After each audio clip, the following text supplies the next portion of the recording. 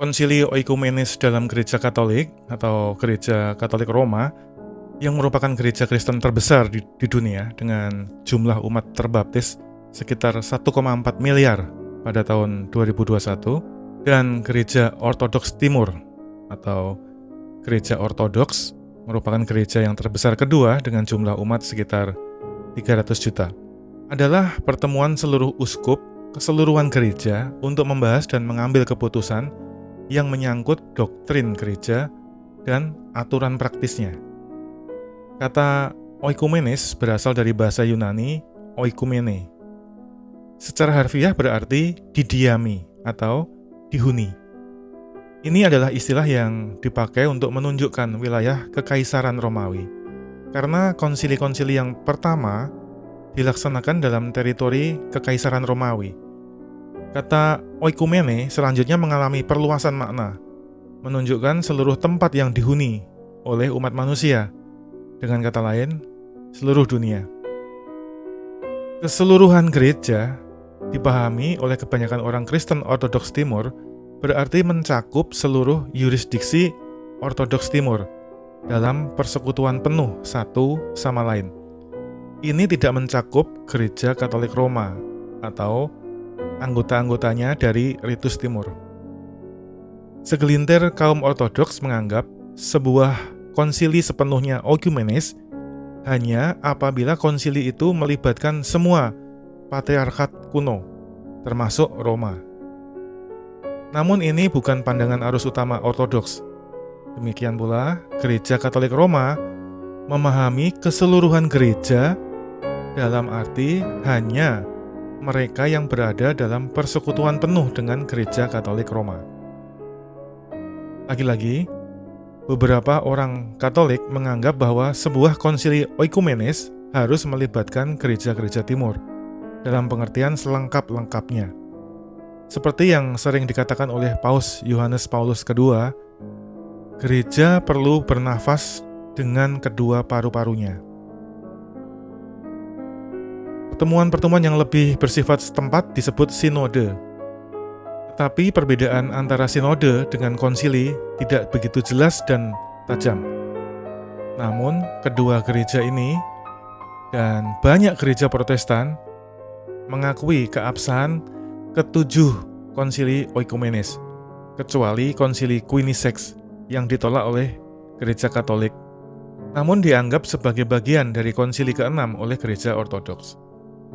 Kata Yunani sinode atau sinodos berasal dari kata sun yang artinya bersama-sama dan hodos artinya jalan. Jadi sinode berarti berkumpulnya bersama-sama sejumlah orang yang memiliki suatu kesamaan. Dalam hal ini para uskup Kristen. Kisah Para Rasul mencatat sidang Yerusalem yang membahas ketegangan antara mempertahankan praktek-praktek Yahudi dalam komunitas Kristen perdana dan orang-orang Kristen baru yang berasal dari latar belakang non-Yahudi. Meskipun keputusan-keputusannya diterima oleh semua orang Kristen dan tampaknya sesuai dengan sejumlah definisi di kemudian hari tentang konsili oikumenes, tetapi tak satu pun gereja Kristen yang mencantumkannya dalam kategori konsili oikumenes mereka. Dokumen-dokumen konsili. Sejak permulaan, konsili gereja adalah sebuah kegiatan birokratis. Dokumen-dokumen tertulis diedarkan, pidato-pidato disampaikan dan ditanggapi, diadakan pengambilan suara, dan dokumen-dokumen final diterbitkan dan diedarkan. Sebagian besar dari apa yang kita ketahui tentang keyakinan-keyakinan sesat berasal dari dokumen-dokumen yang dikutip dalam konsili untuk dibantah, atau sekedar dari kesimpulan-kesimpulan yang didasarkan pada bantahan-bantahan tersebut. Untuk semua konsili kanon-kanon, bahasa Yunani kanones atau aturan-aturan, diterbitkan dan bertahan. Dalam kasus-kasus tertentu, dokumentasi lainnya pun bertahan. Studi tentang kanon-kanon dari konsili gereja merupakan dasar dari pengembangan hukum kanon, khususnya meluruskan kanon-kanon yang tampaknya kontradiktif atau menentukan prioritas di antaranya. Kanon terdiri atas pernyataan-pernyataan doktriner dan langkah-langkah disipliner. Kebanyakan konsili gereja dan sinode lokal membahas masalah-masalah disipliner yang mendesak, serta kesulitan-kesulitan besar yang menyangkut doktrin. Ortodoks Timur biasanya memandang kanon-kanon yang semata-mata bersifat doktriner sebagai dogmatika dan berlaku bagi seluruh gereja pada segala masa. Sementara kanon-kanon disipliner hanya merupakan penerapan dogma-dogma tersebut pada suatu masa dan tempat tertentu. Kanon-kanon ini dapat diterapkan dalam situasi-situasi lain, dapat pula tidak diterapkan. Ketujuh, konsili oikumenis. Yang pertama, konsili Nikea pertama, tahun 325 Masehi oleh Kaisar Konstantinus Agung di kota Nikea, provinsi Bitinia, Kekaisaran Romawi. Konsili ini merupakan konsili para uskup sedunia yang menolak ajaran Arianisme, yaitu doktrin Kristologi non-trinitarian, yang berpendapat bahwa Yesus Kristus adalah putra Allah yang diperanakkan Allah Bapa dan berbeda dari Allah Bapa sehingga lebih rendah daripada Allah, dan bahwa putra Allah juga adalah Allah Putra, tetapi tidak sama kekalnya dengan Allah Bapa. Gereja-gereja non-trinitarian, termasuk Arian, Unitarian, mereka tidak menerima dan tidak mengakui konsili ini dan konsili-konsili berikutnya.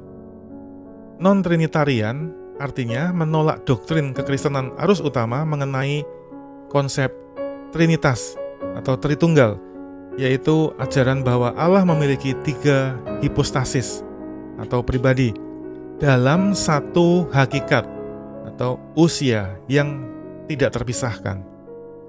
Yang kedua, konsili Konstantinopel pertama pada bulan Mei sampai Juli tahun 381 Masehi oleh Kaisar Theodosius pertama. Konsili ini mengukuhkan pengakuan iman Nikea dengan memperluas doktrin sehingga melahirkan syahadat Nikea Konstantinopel ke dalam bentuknya yang sekarang seperti yang digunakan oleh gereja-gereja timur dan ortodoks oriental, dan melarang perubahan lebih lanjut terhadap pengakuan iman ini tanpa persetujuan dari sebuah konsili oikumenis.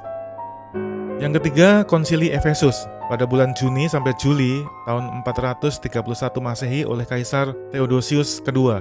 Konsili ini mengukuhkan syahadat Imam Nikea dan menolak ajaran Nestorianisme yang beranggapan Santa Perawan Maria hanya boleh digelari Christotokos atau Bunda Kristus, namun tidak boleh digelari sebagai Theotokos atau Bunda Allah, Mater Dei atau Walidatul Ilah.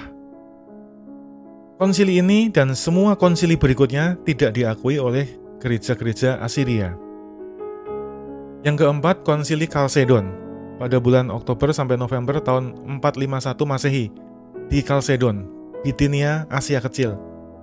Konsili ini menolak doktrin Eutyches atau Eutychianisme tentang ajaran monofisitisme, yaitu menganggap Kristus hanya memiliki satu kodrat, hanya kodrat ilahi saja. Kodrat kemanusiaannya dianggap telah terserap ke dalam keilahiannya, seperti memasukkan madu ke dalam laut.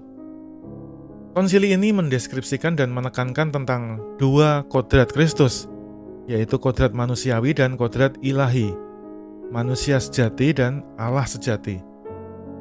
Kristus sebagai pribadi kedua dalam Tritunggal Maha Kudus.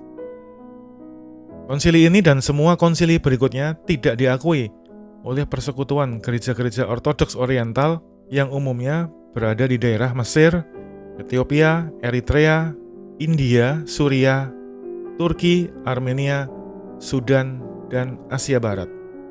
Yang kelima, konsili Konstantinopel kedua pada bulan Mei sampai Juni tahun 553 Masehi oleh Kaisar Justinianus, dipimpin oleh Eutychius, Patriark Konstantinopel. Konsili ini mengukuhkan kembali keputusan-keputusan dan doktrin-doktrin yang dijelaskan oleh konsili sebelumnya dan mengutuk tulisan-tulisan baru dari Arian, Nestorian, dan Monofisit. Yang keenam, Konsili Konstantinopel ketiga pada tahun 680 sampai 681 Masehi. Konsili ini menolak monotelitisme, yaitu menyatakan Yesus Kristus hanya memiliki satu kehendak saja, yaitu kehendak ilahi. Konsili ini mengukuhkan bahwa Kristus mempunyai kehendak manusiawi dan kehendak ilahi. Konsili Quinisex, artinya kelima dan keenam, atau Konsili di Trullo tahun 692, umumnya sebuah konsili administratif yang mengangkat sejumlah kanon lokal ke dalam status oikumenes dan menetapkan prinsip-prinsip disiplin para pejabat gerejawi. Konsili ini tidak dianggap sebagai konsili yang lengkap karena tidak menentukan masalah-masalah doktrin. Konsili ini diterima oleh Gereja Ortodoks Timur sebagai bagian dari Konsili Okumenes ke-6, tetapi hal ini ditolak oleh Gereja Katolik Roma. Yang ketujuh, Konsili Nikea kedua, tahun 787 Masehi. Konsili ini tentang pemulihan penghormatan terhadap ikon-ikon dan mengakhiri ikonoklasme, yaitu gerakan memusnahkan ikon atau gambar-gambar religius yang dihormati, khususnya dalam gereja Kristen Ritus Timur. Ikon-ikon banyak dipakai oleh gereja Ortodoks Timur, bahkan mempunyai peran penting baik dalam ibadah umum ataupun pribadi. Dalam konsili ini, integritas kemanusiaan Yesus Kristus kembali ditegaskan dengan bukti bahwa ia dapat dilukis dalam ikon, karena ia benar-benar menjadi manusia yang dapat dilihat.